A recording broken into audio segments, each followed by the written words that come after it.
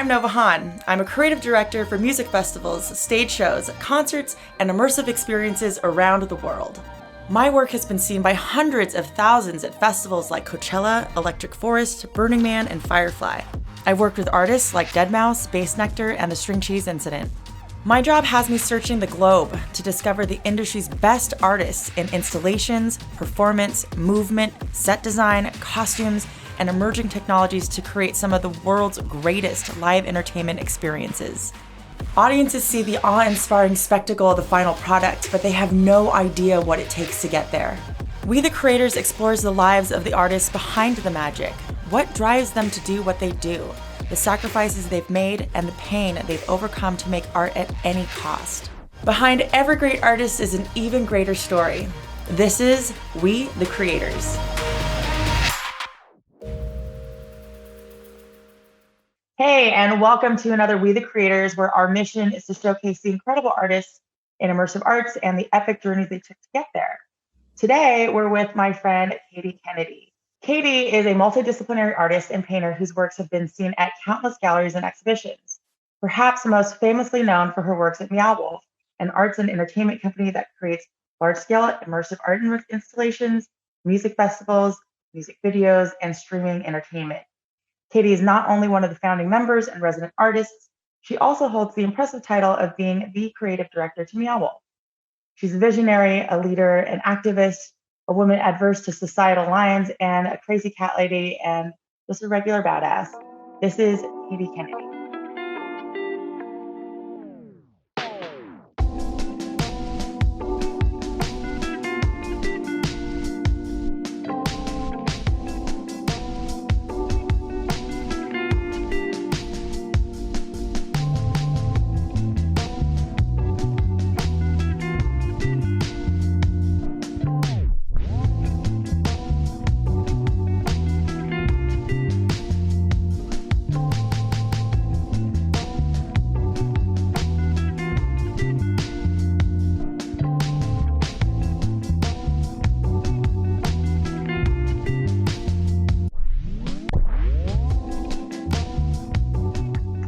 Hello. Hi. Hey, thank you so much for taking time out of your busy day. I super appreciate it. Yeah, and happy to talk to you. Yeah. I'm not the creative director of Meow Wolf. I am one of several. One of several. Yes. Yeah. So you started off, because I remember actually, and it was so sweet, the first time I met you, you were like, I guess I'm the creative director of Meow Wolf. And that was my perception, where it felt like you didn't want to hold on to that. You didn't want to to proclaim that, because it is a collective and so many people participate in it. And there are different art directors, different creative directors. What is that like? Can you tell me, in terms of just structurally, how does that work? Usually creative directors aren't working with each other as much as collaborating with teams of any size and any kind of makeup throughout the entire company, with or without being really the holder of the creator of the idea. Like sometimes we're the creator of the idea, sometimes we're really just like a shepherd of the idea to help an artist bring their idea into reality, help be the person in the room when you can't collect 20 artists into a room to talk about each of their part of a larger picture, being the person that holds what information we can about their work, and also just being the person to be like, I don't know, we're gonna have to go ask that artist. Yeah. It's very different from project to project and from creative director to creative director. So do you guys, as creative directors, do you guys not really intermingle that much on projects? You kind of have your own insular project that you oversee and live your separate lives? Or how does that, or do you guys sometimes kind of collaborate so that you have a Meow Wolfian theme somehow? It depends. At the moment, things are relatively siloed. A lot of our projects are pretty far along and just take a lot of focus. So we aren't working together as much as we would like, honestly, at the moment. When working on new projects, it's more likely to have a collaborative group discussing things. And we're also seeing that just because there's so much to do right now within our given areas that we're finding ourselves focused and like kind of missing working together, we're recognizing that right now and looking at like how can we kind of spread things back out again, work together more again. So it's kind of ever changing. Yeah. Early on, we found that compartmentalizing what we do would make it a lot easier to collaborate because we would have space to go like kind of do our own thing and then come back and do things together so that it was less painful to sacrifice things in the collaborative process. But right now things are so big that it's pretty easy to just dive into your compartment and not really need to step back out into the bigger picture as often. Right. Well, and you, and you hold just like having been one of the original founders for Meow Wolf and moving into this leadership role, and now Meow Wolf just really exploding to be the flagship immersive company that has really paved the way, I think, for people to understand like what immersive could mean, and how they can grow and how demanding the public is for these kinds of experiences. Your role has just skyrocketed to another place. But from where you started, I know that you went to like Rhode Island School of Design, and you have a fine arts degree background, and have been really hands-on in actually making the product itself. From mixed materials, like making the mushrooms and all that stuff. Do you find that you still get to like make things with your hands now, or are you purely kind of helping to run the ship? At the moment, and for the last year or so, as we've been more or entirely in planning and prefab, I have been mostly in design and coordination. I have done some making, but disappointingly little. However, when we're on site, it's going to be very different. We did a dark ride in Denver last year, and those of us who were there didn't want to come back. Wait, why? Well, because we were making things, and we were in meetings while making things. In his laptop on a Zoom meeting with headphones while like sitting in a black light space, like painting some weird object, like sitting on a weird like mound of astroturf between like plastic frogs or something. Just it was really perfect being able to do both.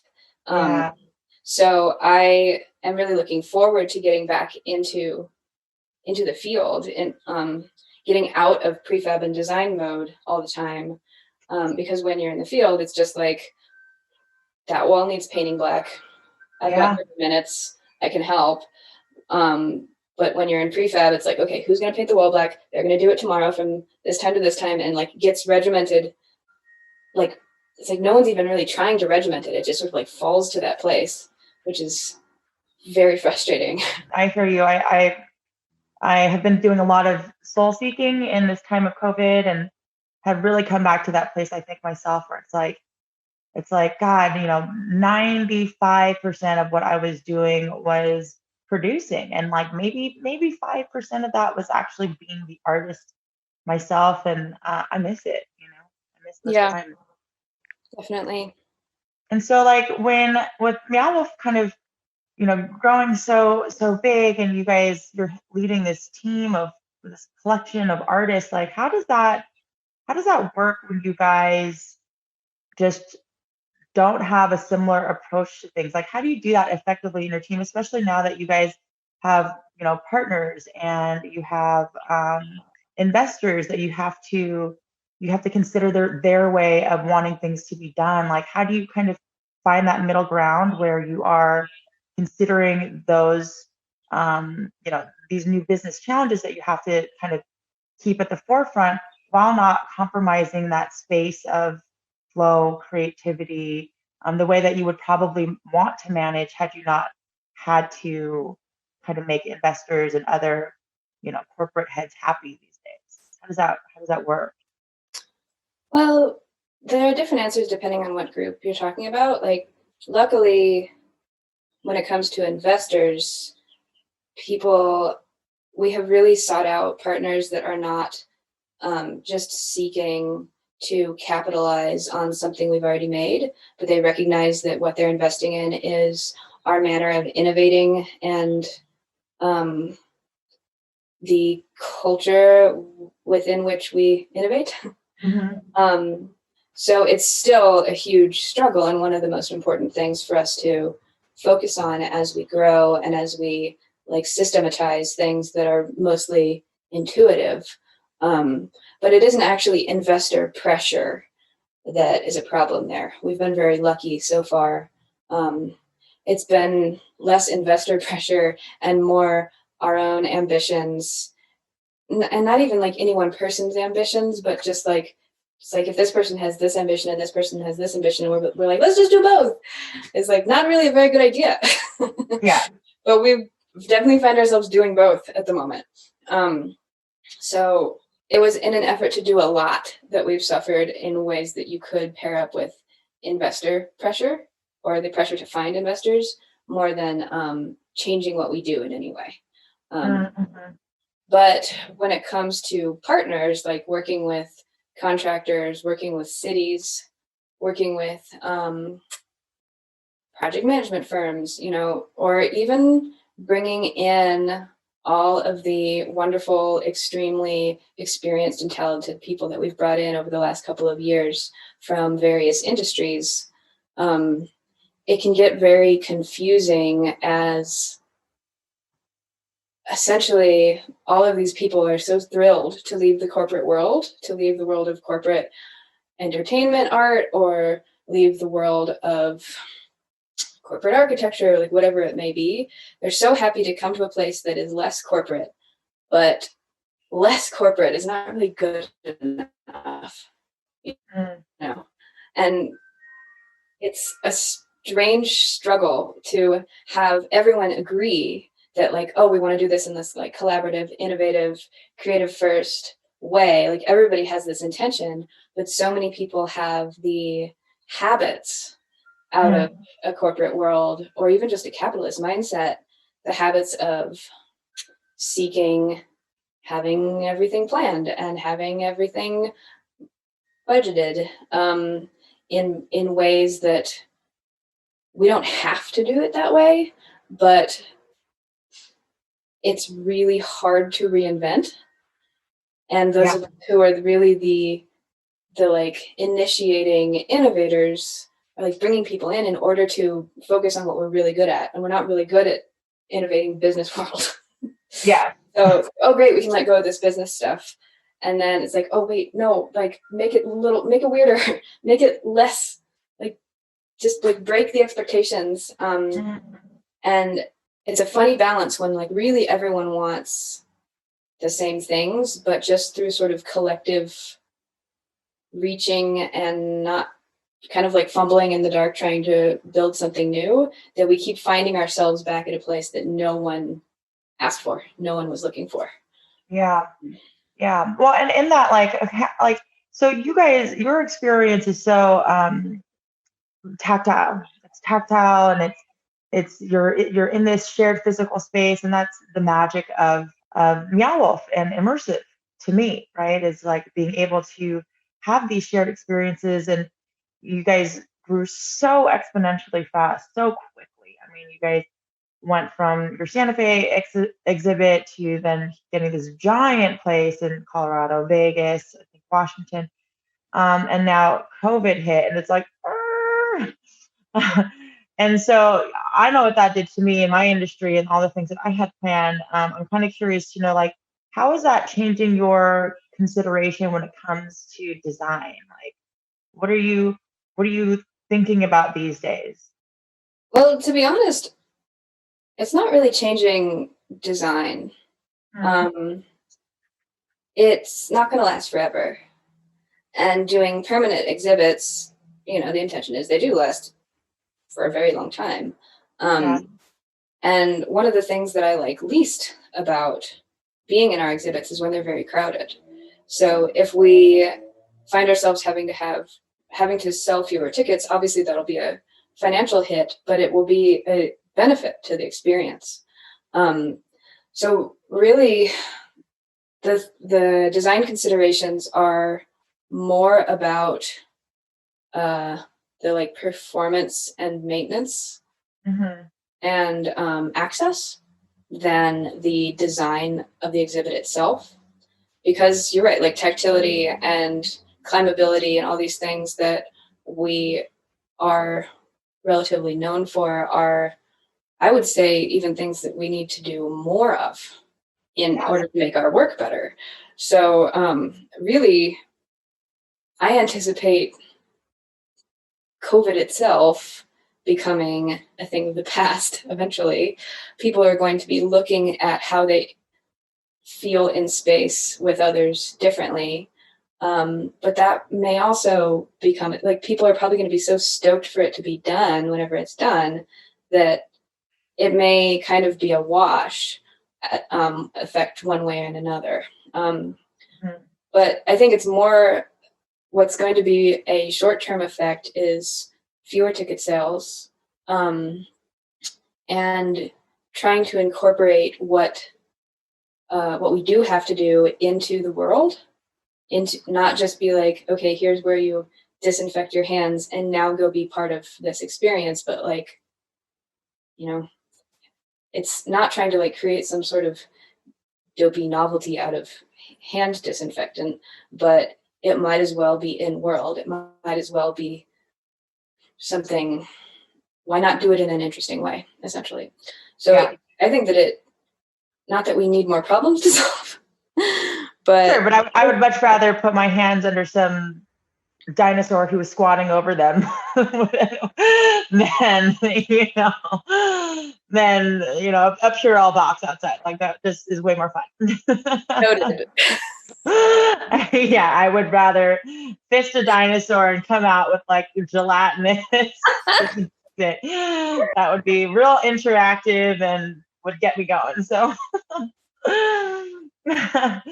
right on. So that's awesome. That's awesome to hear. You guys haven't like really tried to like make any right angles with your plans or what you're building out. You're full steam ahead, just kind of waiting out the storm.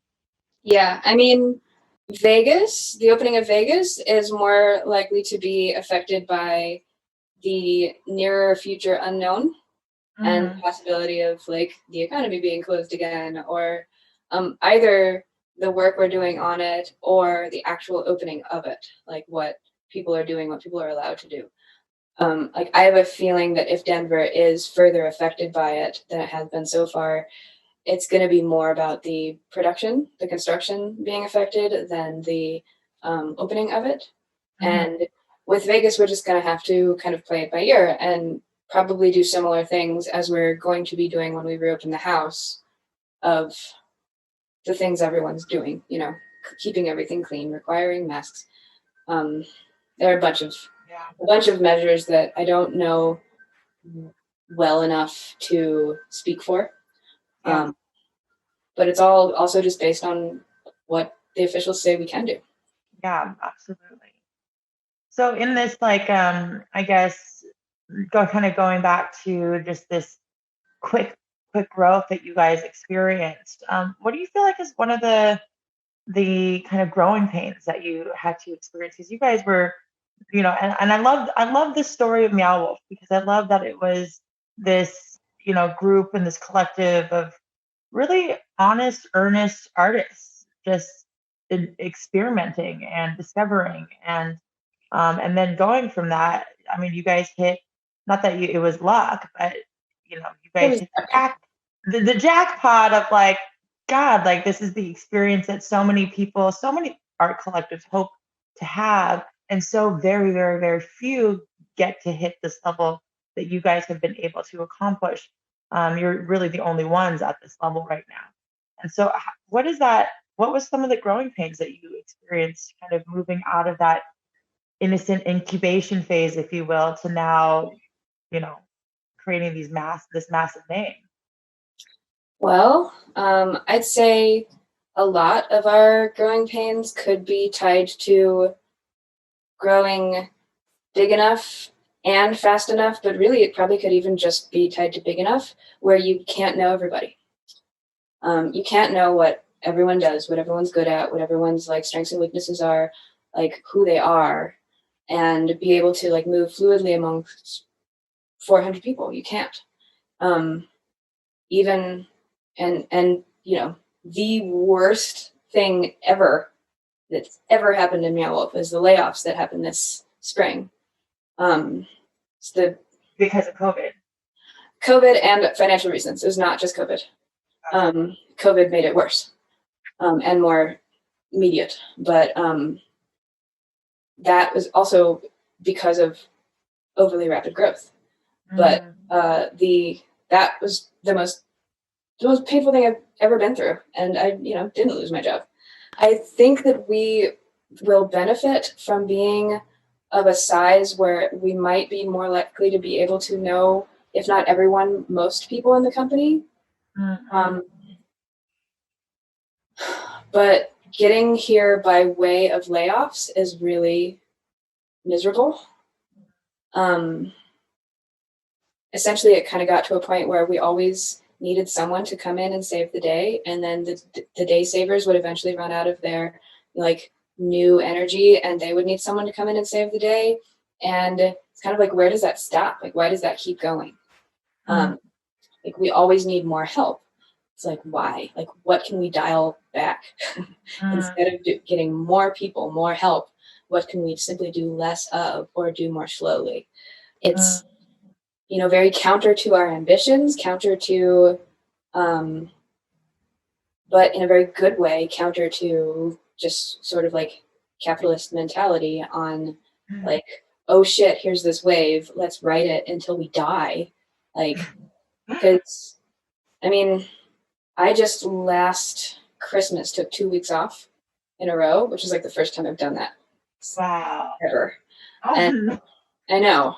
Like, we keep being like, oh well, when we get to blank, we can take a bunch of time off, and it just never actually gets there. So the pace at which we're going is unhealthy, and no one wants a global pandemic. But I think that people in all sorts of industries are being made to take a deep look at how they have been doing things and looking at whether or not they should keep doing it that way. I'm all about the like sprint process, the sprint and rest process, but holy shit, do you have to actually have the rest part? Like, I feel like we signed up for a 5K and now we're like most of the way through an ultra marathon, and I'm not sure why we're still alive, Yeah, well, I think that we have built so much off of like this industrialization, process, our whole business, type style of thinking. And COVID has been this massively interesting time where people are like, oh shit, maybe we don't have to be at breakneck speed all the time, and that we can actually create like a more holistic environment, happier workers. Like, they don't need to come in. I think people are finally experiencing that, which is interesting. And I'm personally gunning for just more females in leadership, because I think that women, not to overly generalize things, but I think that female styles of leadership, I'll say feminine styles, it doesn't mean male or female, the feminine styles of leadership tend to focus a lot more on kind of the entirety of the picture, and where we're finding balance and harmony between what we're putting out as a product, and are we taking care of our people. And I'm considering all of those things, and I am managing a project. And I love that that's the thing that came up for you was just the heartbreak of letting go people that you didn't even necessarily know, but just simply knowing that, I think, shows a lot about your character as being someone who deeply cares about the family aspect, family values, and being empathetic to that. So that's one of the other like kind of catch-22 pieces. Like, part of why we've grown so fast is not just in an effort to meet demand of people who want to go to an exhibit, but people who want to make them, like that. It used to be we were small enough that anybody who actually came along and wanted to do stuff with us, we were like, thank goodness, yeah, there's a corner nobody's doing anything in, do whatever you want. And now we cannot even close to meet demand for artists who want opportunities to do a project, or who want a job, and who really just want the opportunity to do what they actually do best during their day, not after their day. Mm-hmm. And so we have a twofold problem of not being able to meet that demand, and then also having an incredibly idealized picture of who we are and what we've managed to figure out. Yeah. Like, we are figuring out how to work together in a way that makes everyone happy. Like, we have lots of issues with balancing, like, we go too far into chaos, too far into organization, like too far into like slowing way the hell down and trying to ask too many questions, and then like going too fast and not asking the right people for their opinion. Just, it's kind of like there is no center point that we've found yet. And people come to us and can be super disappointed and super angry when we aren't sort of the utopian we've got it all figured art out. commune. Yeah. Who's Here's like exactly how you fit in, all that. Yeah.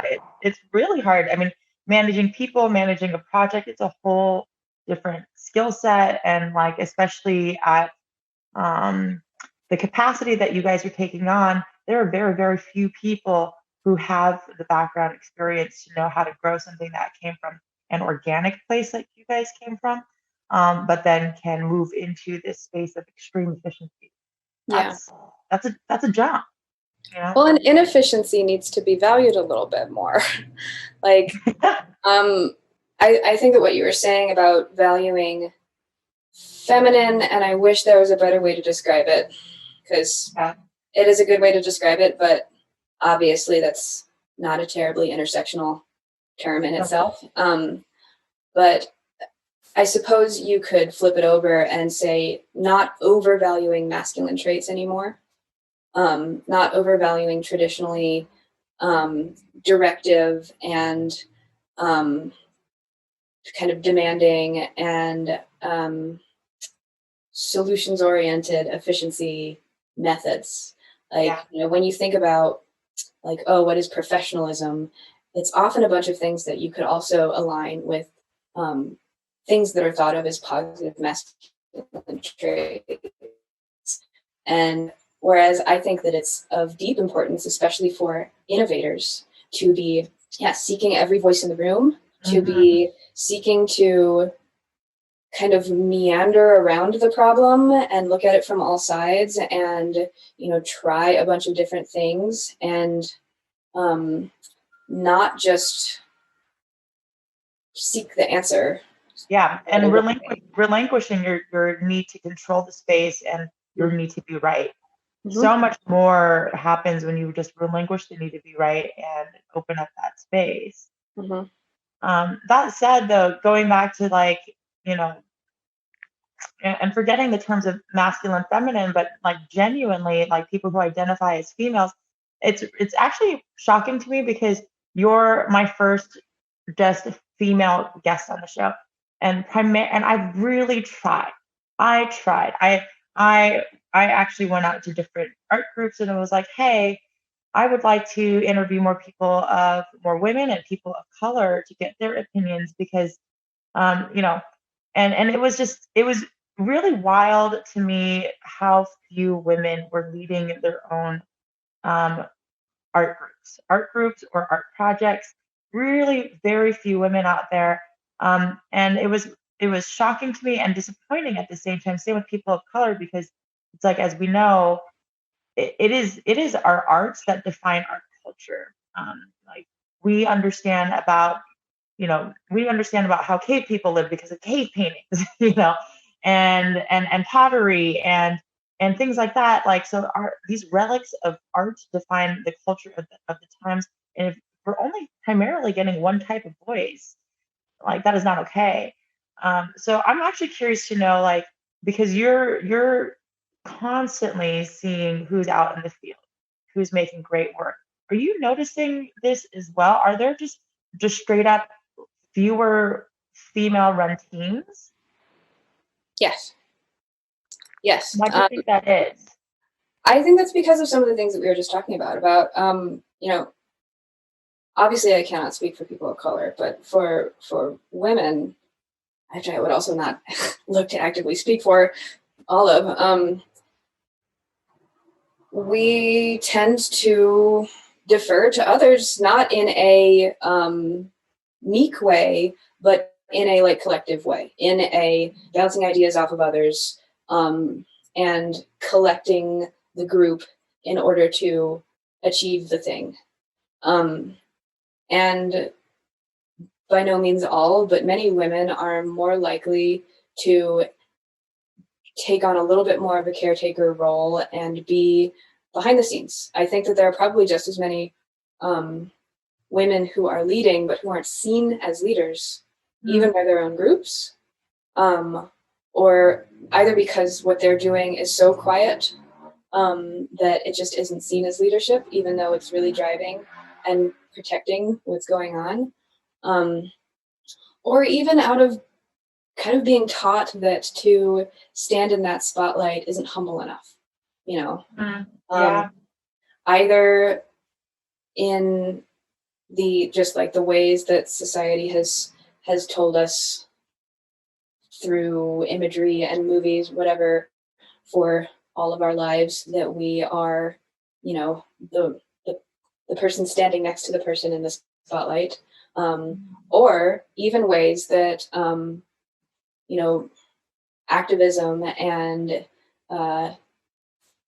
seeking diversity can essentially take those of us who are most passionately looking for that and hand over what leadership we have, hand over what, you know, because there's so much need to pass the mic, to include others, that if that like women are more aware of that because of feeling more excluded, so they may be more likely to essentially dilute their own power by including others because they are more familiar with that need.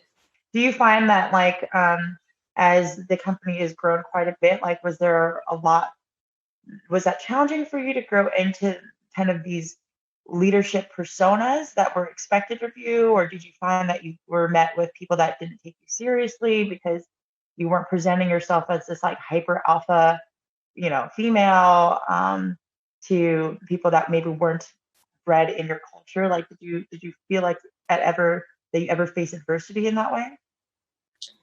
I mean, all of the above, really. Like, I've been more struck by the kind of incredible cognitive dissonance of like people who take what I say way too seriously.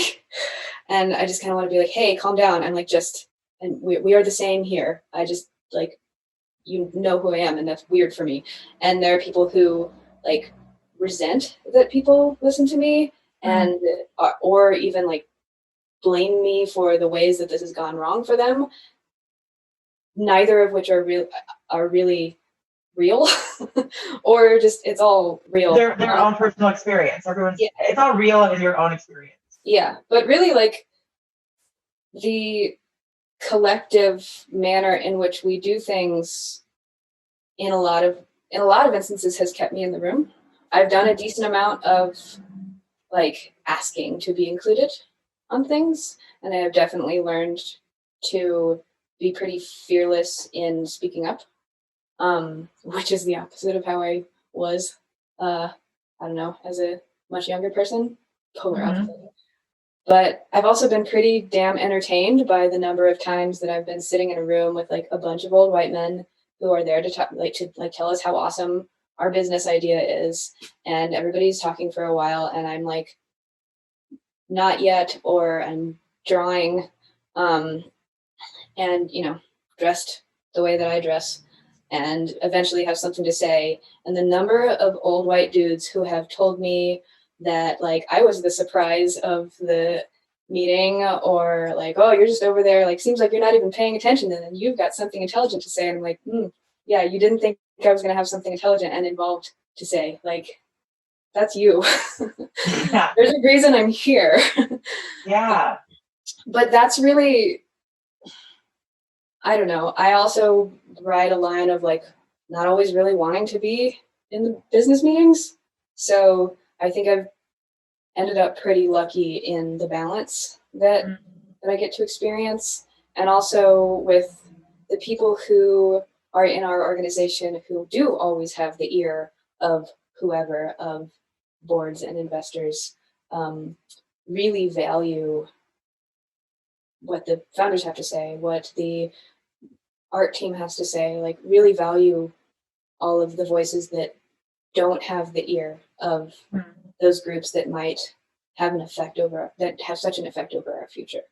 Well, that's great to hear. It's interesting. I feel like I've tried a couple of different approaches in that regard too, where it's like there's definitely been times where I'm just like I can feel when I'm walking into a venue that with a bunch of different male roadie types that have been on the road for like 20 years, blah blah, that they're not going to want to listen to me, even though like I am the creative director. I'm walking in on the boss today, whether you like it or not, and I'm not 19, but sure, whatever. I might look like it to you. I did when I was younger because I started young. But I've just kind of learned, like, it's there. I'm not going to try to. I'm there to be effective, and so I generally have my team that I hire that are, you know, males and females and whatever, however they want to identify. And generally, if I'm going to be in a space like that, I just like let my male counterpart do all the talking, and I don't care because they answer to me in the end, and they'll all figure it out in the end that they answer to me. But I'll just let them have the conversation amongst themselves because I don't need to interject myself to like prove anything to anybody in those moments. It's like, all right, you guys have your boy talk. I really don't care because that person is speaking on my behalf is speaking on my behalf, and they will literally not. They will never, say something without my approval or my best interest in mind. And I just hire people around me that I, trust imminently. I mean, that's of indescribable importance. Like, there's only so much that a woman surrounded by a group of men who she's just like a few pegs down because of being a woman. There's only so much that you can do. It's the whole problem of like women and people of color having to achieve so much more in order to get the opportunities that people with whatever handful of privileges they may be coming to the table with have to in order to, well, like I said, in order to prove themselves. But if you have like good allies around you who, yeah, like the men turn to the man that they presume is in charge or that they'd rather talk to, and if he's like, I don't know, ask the boss, it's like really reinforces you in that scenario. Like that can be way more impactful because you never know how to navigate. You never know how this new person is when they're gonna shut down, like whether or not they're gonna listen to you ever, or if they're gonna like listen to you if you're like harsh enough with them, which you shouldn't have to do. Yeah, absolutely. But you're so right. It is so much more impactful for somebody else to be like, I don't know, ask her. She's the one in charge. And you're like, hi, I'm in charge. I'm glad I didn't have to like beat you over the head and club you with it. But well, we're almost out of time. But maybe like one more question. What are you personally excited, like the most excited about creating in like the next 20 years? Because you've obviously got the next several years mapped out, but in like 20 years from now, like what do you want for you? For me, You're not thinking for the collective for once.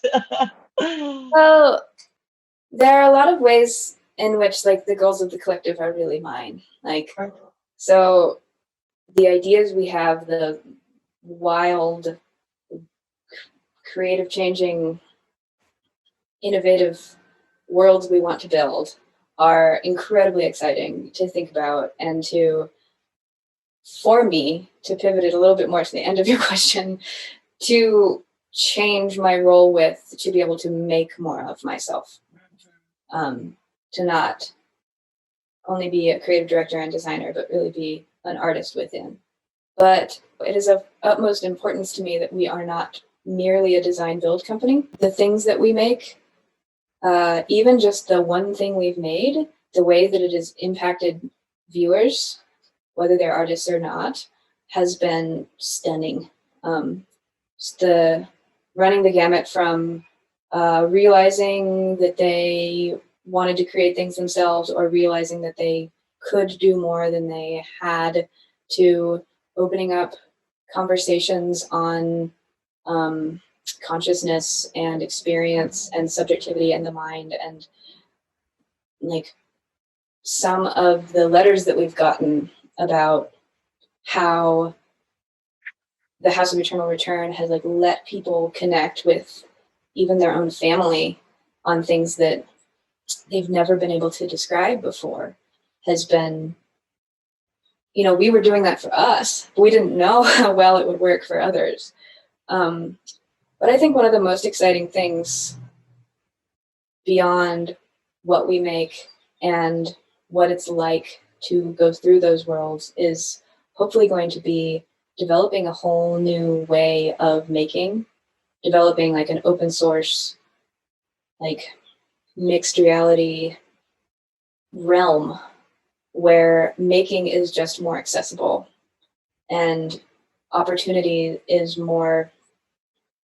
less about somebody who already has something granting you an opportunity. Yes. Whatever the hell they have deemed you worthy of, but more of a open world.